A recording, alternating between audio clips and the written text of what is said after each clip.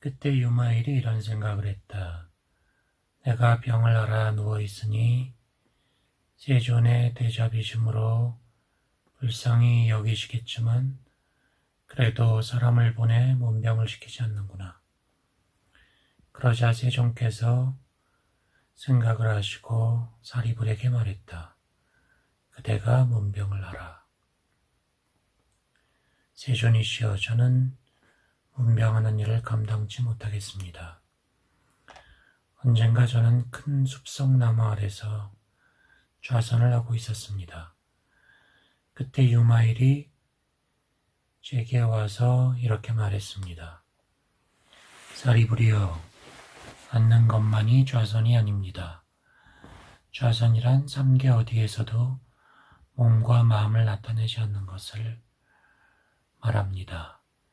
멸진정에서 나오지 않으면서도 일상의 행동 거지를 나타내는 것을 좌선이라고 합니다. 성자의 깨달은 경지를 버리지 않으면서도 범부의 성품을 나타낼 수 있는 것을 좌선이라고 합니다. 마음이 안에도 머무르지 않고 밖으로도 행하지 않는 것을 좌선이라고 합니다. 37 생사를 버리지 않는데도 번뇌가 없고 열반을 증득했더라도 그 열반에 머물지 않는 것을 좌선이라 합니다. 이렇게 좌선할 수 있다면 부처님께서 인가하실 것입니다. 는 목곤년에게 말합니다. 문병을 하라. 목곤년이 말합니다. 저는 못하겠습니다. 예전에 거사들을 위해 법의 요체를 설하. 목곤년이여, 거사를 위해 설할 때는 당신처럼 해서는 안 됩니다. 법대로 설해야 합니다. 법에는 아상이 없으니 나라는 티끌에서 벗어났기 때문이며 법은 늘 고요하니 모든 모습을 멸했기 때문이며 탐욕과 집착을 벗어났으니 반연하는 바가 없기 때문이며 문자가 없으니 언어가 끊어졌기 때문이며 분별에서 나온 행실도 벗어났으니 쓸데없는 논쟁을 절대적으로 하지 않기 때문이다. 법상이 이러하니 어떻게 가르칠 수 있겠습니까? 법을 가르친다는 것도 주제 넘은 것이고 법을 듣는다는 것도 주제 넘은 것입니다. 일체 중생의 근기의 성향이 다르다는 것을 알아야 합니다. 그러자 대가섭에게 말합니다. 그대가 문병을 하거라. 저는 유마일을 문병하지 못하겠습니다.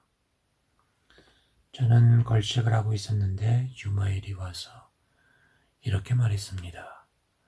대가섭이여, 자비심이 있으면서도 평등하게 행하지 못하는군요. 자비심이 있으면서도 평등하지가 못하군요. 부잣집을 피해 가난한 집만 걸식하다니. 일체가 모두 평등하다는 것에 입각해서 걸식해야 하며 언제나 중생을 위한다는 생각으로 걸식해야 합니다. 내게 말한다. 그대가 문병을 하거라. 세존이여, 저는 못하겠습니다. 전에 걸식을 하다가 그의 집에 들어갔습니다.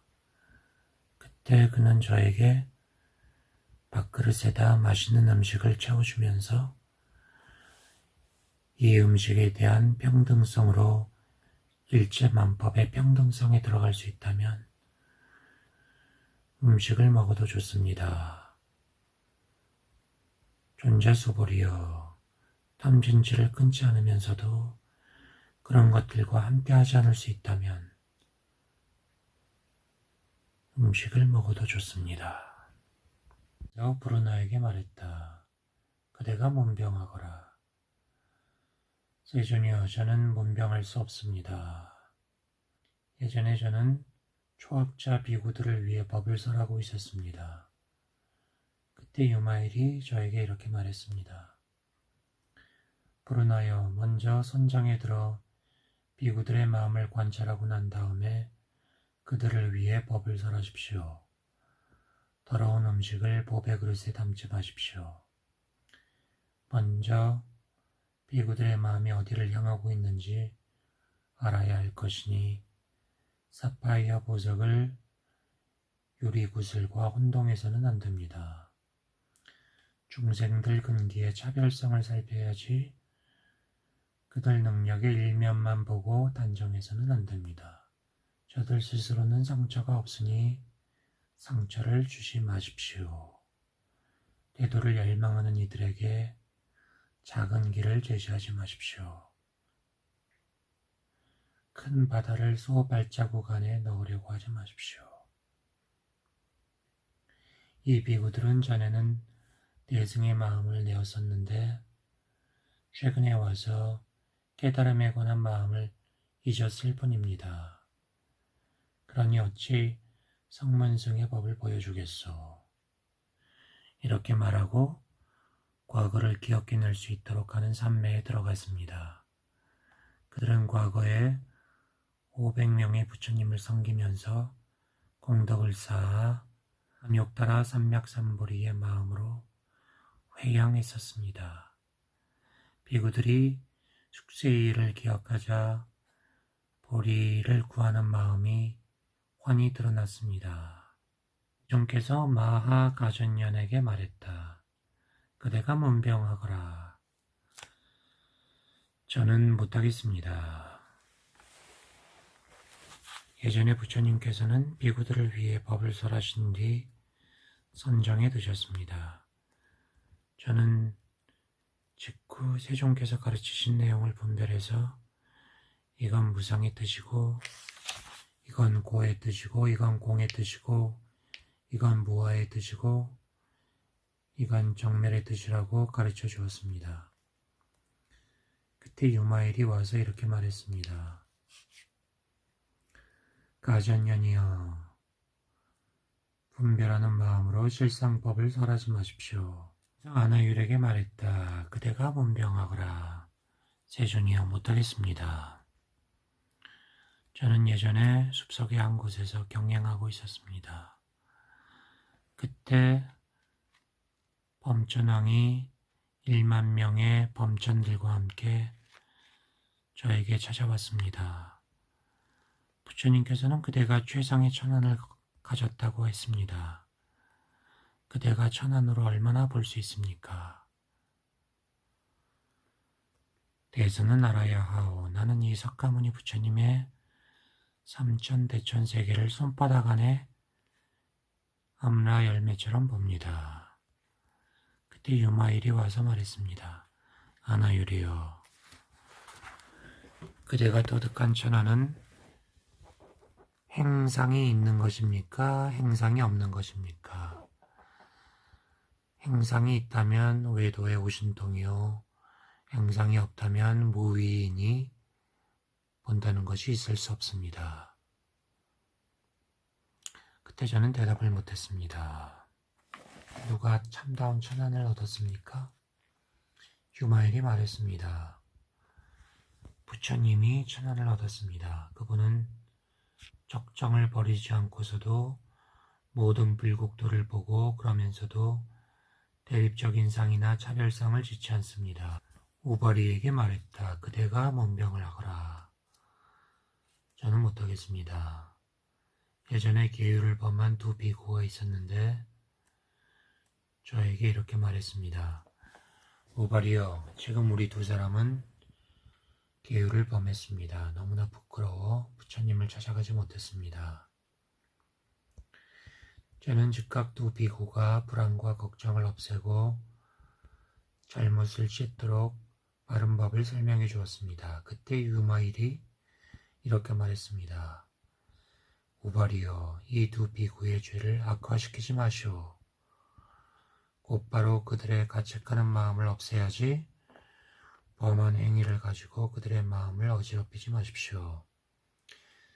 죄의 성품은 안에도 머물지 않고 밖으로도 나가지 않으며 둘 사이에도 있지 않기 때문입니다.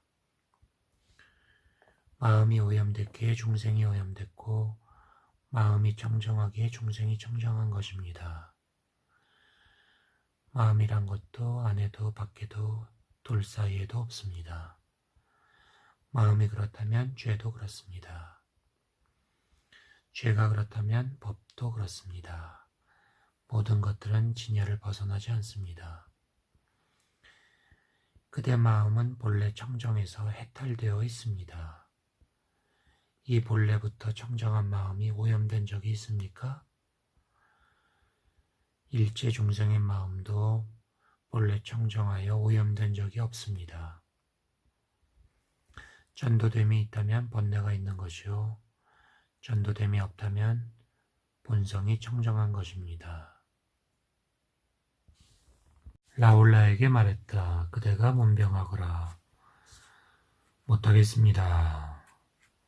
왜냐하면 예전에 리차비족의 젊은이들이 제가 있는 곳을 찾아와서 물었습니다. 출가를 하면 어떤 공덕이 있습니까? 저는 출가의 공덕에 대해 설했습니다. 그때 유마엘이 와서 말했습니다. 출가의 공덕을 그렇게 설명해서는 안 됩니다. 출가 자체는 공덕이 없고 이익이 없기 때문입니다. 유의법 안에서는 공덕이 뛰어난 이익이 있다고 설할 수 있습니다만 출가는 무의법이니 무의법에서는 공덕과 이익에 대한 질문이 있을 수 없습니다. 그리고 청년들에게 말했습니다. 청년들이여, 다만 안욕따라 삼맥삼보리의 마음을 일으켜 올바른 행을 부지런히 닦는 것이 출가이며 구족계를 받아 비구가 되는 것입니다. 세존께서 아난다에게 말했다. 그대가 문병을 하거라. 못하겠습니다. 예전에 세존께서 병이 나셨을 때 우유를 드셔야 했습니다. 그래서 바이샬리 성내에서 우유를 구걸했습니다. 그때 유마일이 저에게 와서 물었습니다. 어찌하여 밥그릇을 들고 이곳에 서 있습니까? 세존께서 병이 나셨는데 우유를 드셔야 되기 때문입니다. 그런 말씀하지 마십시오. 쓸데없는 말을 해서 열애를 비방해서는 안 됩니다. 열애의 몸이란 금강으로 이루어져서 악법과 나쁜 습관을 영원히 끊었고 일체의 선법을 성취했기 때문입니다. 그러니 무슨 병이 있고 번뇌가 있겠습니까? 열애의 몸이란 법신이지 물질적인 음식으로 유지되는 것이 아닙니다.